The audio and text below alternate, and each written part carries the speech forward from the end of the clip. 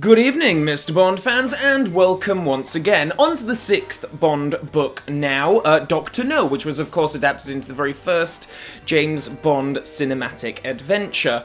It's a very faithful adaptation, so the book and the film are very similar, except for at the end when things kind of go to crazy town a little bit, but I'll get there as we dive into Dr. No.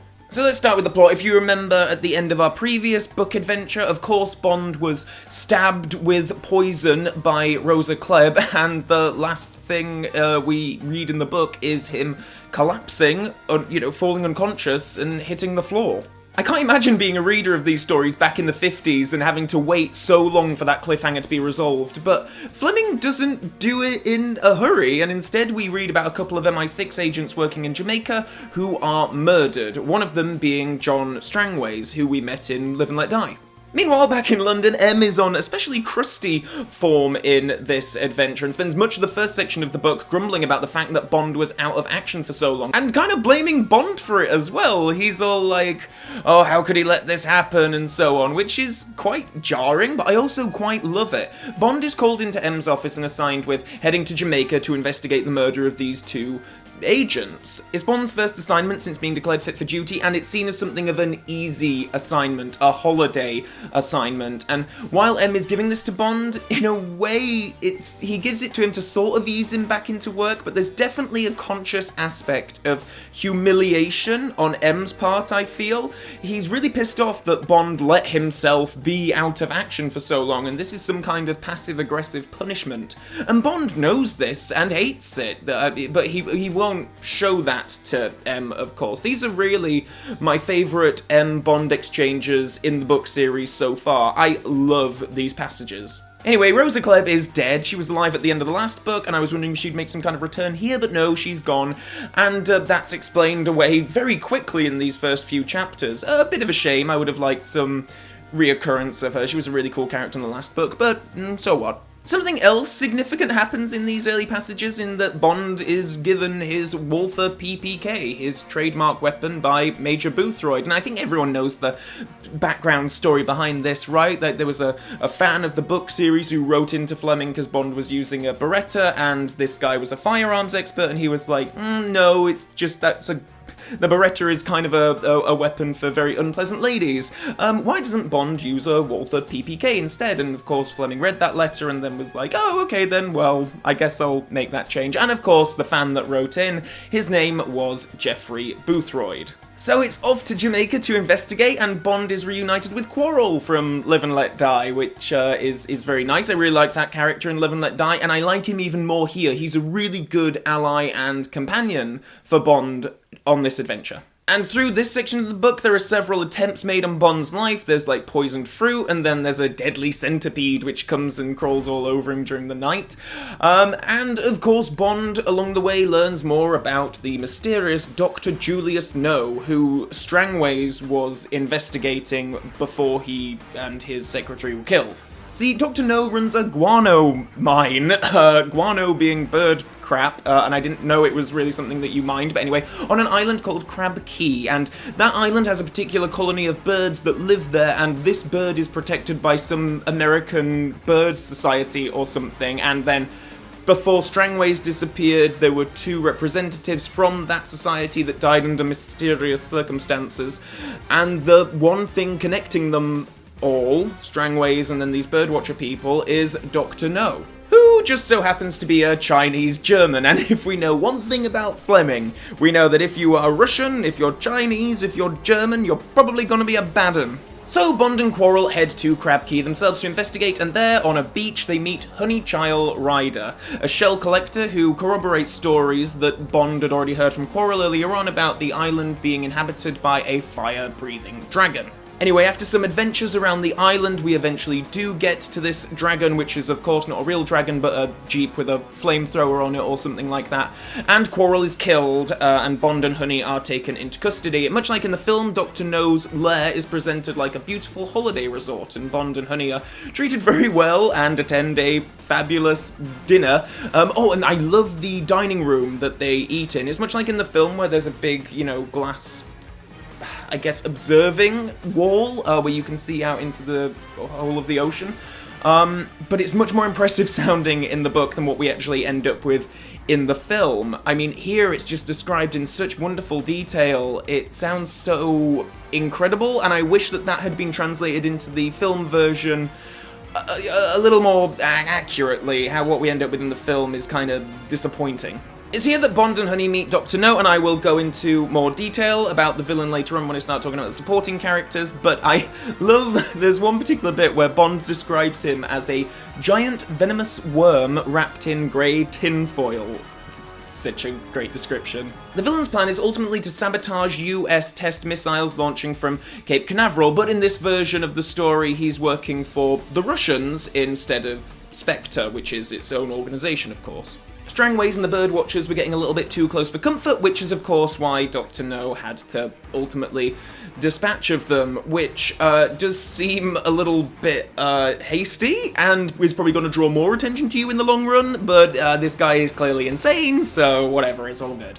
Now at this point, Honey and Bond are separated, and Bond is put through some sort of obstacle course in these tunnels around the Crab Key facility. He's observed as he's going around. There are like slits in the tunnels he's in, and the people are sort of like looking in and making notes and whatnot. It's kind of weird. And there's electrocution and there's giant spiders, and then at the very end of this trial he goes up against a giant squid, which is ridiculous of course, but still nonetheless very exciting. The purpose of the trial from Dr. No's perspective is that he's conducting research on how much pain a human body can withstand, and it turns out that Bond can withstand a hell of a lot. He's being driven largely by a desire to save Honey, who has also been taken away to be tortured. She's going to be eaten by crabs, but she manages to escape herself. Things take a hugely different turn from the film now as Bond goes to Dr. No, who's stood on the docks, and there's all this like mining equipment around for the guano, and Bond commandeers one of these guano loading machines and proceeds to dump bird crap on the villain, burying him alive. It's so ridiculous, but a Bond villain dying by being buried in dung is just quite brilliant. Bond and Honey, of course, escape Crab Key, and the book ends with the two of them coming together for a little hanky-panky. Now, this, to me, doesn't feel very much like another situation like what we had with Tiffany Case at the end of Diamonds Are Forever. I don't think that Bond has any aspirations to marry Honey. I would be surprised if she comes back in the future. And throughout the book, he has almost this, like, paternal thing going on with her. She is much younger than him, so he kind of, I guess they're just sort of like gonna be friends with benefits or something, and once he's had a couple of weeks with her and, you know, a little bit of a holiday to recover, then he'll be off on his way. So that's the plot. Let's talk about the characters in more detail, starting as we always do with Bond himself, who has very much been taken down a peg or two after being poisoned by Rosa Klebb at the end of the previous book. Before we actually get to Bond himself in the book, we have some extended scenes of M talking to this doctor about Bond and how he has recovered and all that, so there really is a kind of a build to him, and you're sort of like, is this gonna be the same character that we left at the end of the previous book? And then when he eventually comes into the office and we start hearing, you know, his internal monologue, it's quite clear that his ego has taken quite a pounding. And just how annoyed he is at M, like, giving him this easy assignment and changing his gun. Like I said earlier on, he doesn't show it to M, but he spends much of the rest of the book dealing with that. It feels like he really has changed as a result of nearly dying. He's sort of humbled, I guess, and then regains some of his ego and regains some of his confidence as the story goes on and the adventure becomes more and more dangerous and more severe, which is great. This is a bit of a sidebar, really, but before I started reading these books, like, you know, in their entirety, people would always tell me how dark and realistic they are, and like the films, but really the end of this one, where Bond is put through all the trials at Crab Key, things get so silly, and Bond does become a bit of a Superman. All of his injuries are described in detail, and the toll it takes on his body and all that, but by the time he's fighting a giant squid, I mean, it's so silly. I mean, I love it, don't get me wrong, I really do love it. This is what I want from these adventures. It's still exciting and it's still scary, but I'm more and more seeing elements that wouldn't be entirely out of place in a Roger Moore Bond film, and I'm totally good with that, but Dr. No, after From Russia with Love, which felt like a much more serious, darker spy story, this feels like a bit of a sort of a next step into camp. Let's move on to talking about Honeychild Rider, or maybe Princess Honeychild Rider, as some of the things that she's described as doing in this book just reminded me of, like, Disney princesses. She talks about how she lives in this, like, old abandoned building, and she has these animal friends who she kind of looks after and has some kind of emotional connection with, and it's all very silly. Like, she talks about, like, all these rats and snakes who are good mates, and I just imagine something like in Snow White, where they're all, like, helping her get dressed in the morning. The snake arrives with a bra in its mouth, and it's like, oh, there you go, honey.